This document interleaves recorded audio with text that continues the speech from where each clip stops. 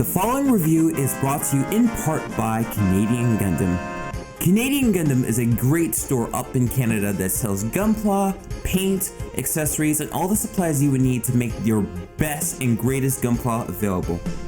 One of the best advantages at shopping at Canadian Gundam is a flat $10 shipping fee for all of your purchases and free shipping in general on all orders over $300. Please go check them out on Facebook and Instagram, and the link for their website will be on the description of this video. And thank you for watching.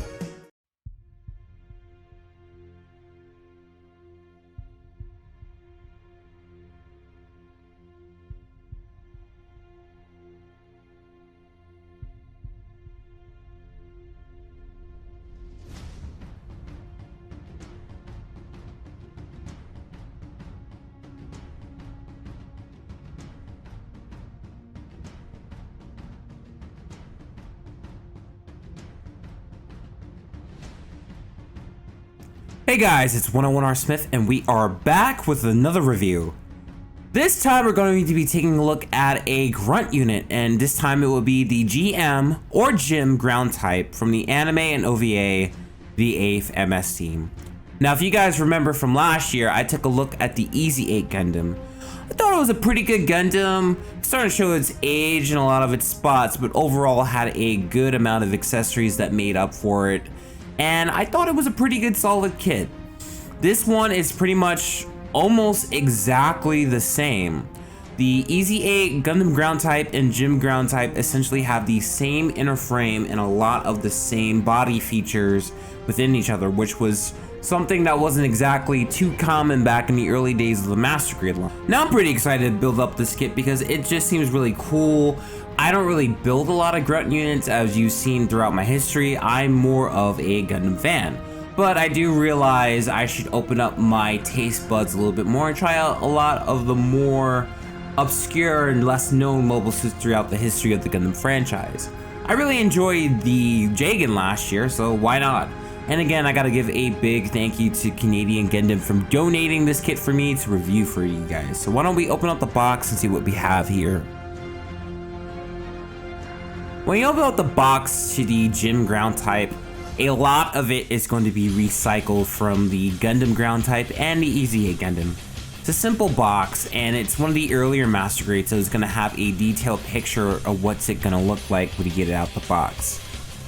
With your colors, you're going to get your basic inner frame gray, you're going to get a lot of a tan off-white, and you're going to be getting a lot of orange, which to me, I'm not quite the biggest fan of. It comes across as more of a toyish color than a more subdued orange.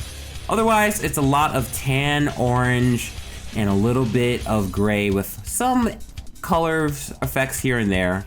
And the biggest part about this kit is it comes with a lot of accessories. It's gonna come with a few foil stickers, and it's gonna have the signature GM clear green case for the visor. Otherwise, very standard and straightforward kit. All built up, and now we have the Easy 8. And I gotta say, I'm not, again, the biggest fan of the proportions here. It just looks way too blocky. Like the Easy 8's thoughts, I really felt that this would have looked more in line with the 2.0 or even the 1.5 RX-78. It definitely has a more blocky 90s look that you would have seen back in the old no grades, but it gets the look done. Again, I'm not the biggest fan of the orange. It comes across very toyish, but otherwise, I think the tan off-white looks great, and that green sensor really popped when I decided to put a silver coating on the back of the inner frame on the face. While the looks might not look good, why don't we take a look at the articulation and see if it matches up. Like always, we're gonna start with the head. The head is on a polycap with no joints and can go 360, and that is about it. Just be careful of its side pieces.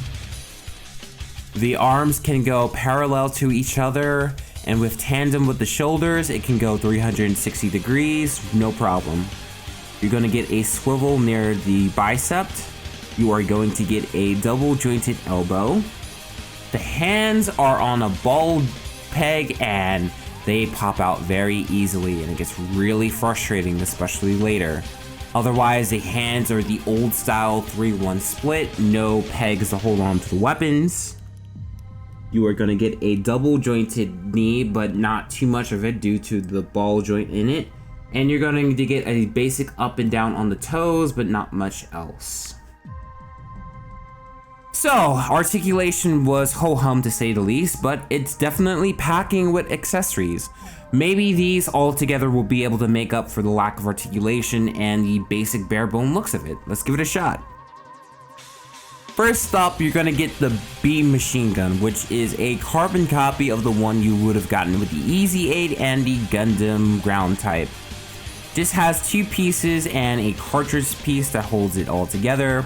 A very simple gun, and it holds it up decently, but what I find with a lot of the weapons on this kit, it just really struggles to hold it together because there's no pegs and the hands aren't quite designed to hold onto the grip correctly. However, you can do a bit of good posing with it, and you can make it look like it's pulling out another cartridge from the side skirts of its weapon sides. Otherwise, meh. Next, you're going to be getting the beam rifle, which is again another hand-me-down from the other two kits.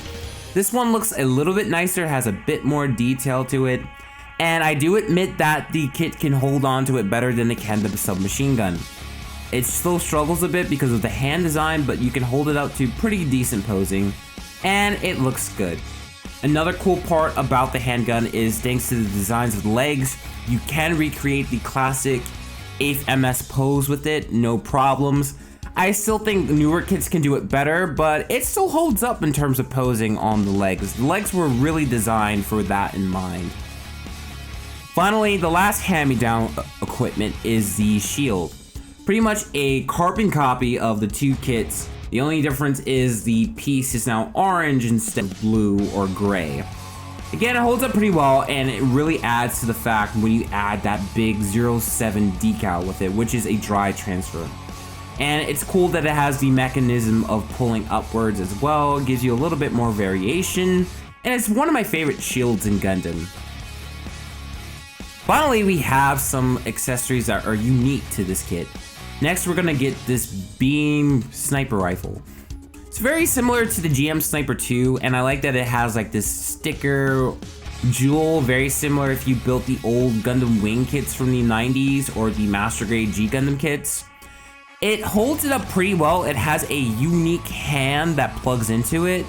However, that whole wrist problem with the polycap comes back to bite you in the ass here. You can hold on to it and get some decent posing, but if you don't have it on the correct angles or lined up pretty well, this can become very frustrating, and again, you'll be stuck to the basic 8th MS pose. The last unique accessory to this kit is the rocket launcher. You're going to get 2 sets of rocket launchers each pod, and you can build them up from scratch. It's my least favorite accessory to come out of this kit, mainly because the pods don't open at all, and it just makes you wonder why put the rockets in there if you can't even display them.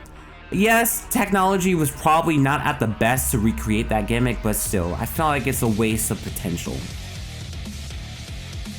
So now we are at the end of the review, and I gotta say that the Gym ground type is probably one of my least favorite model kits that I've built on this channel. Its looks don't work well with its aesthetic. A lot of these accessories are hand-me-downs from the Easy 8 and Gundam ground type. Yes, I know that's how they were all designed, but the 2 main accessories that it comes with, only one of them really rocks. The other one just can't be used correctly, can't be held together, and is very troublesome to pose. I personally find that you can find a lot better gyms these days, especially with the 2.0. Hell, the Gym Sniper 2 is your better bet if you want a sniper kit. Dynamez Buster Gundam. This is definitely struggling with the crux of it being nearly a 20-year-old master grade, and just is one of those kits that are in dire need of a 2.0. By itself, it might not be too bad, but just, I would only get this if I am a huge fan of the 8th MS team, and I already have the Easy 8, so I'm gonna give this one a big pass. It's just not worth it unless you find it on sale for $30, and maybe you have a custom in mind. It's just not one of my favorite kits, and not really too thrilled with it.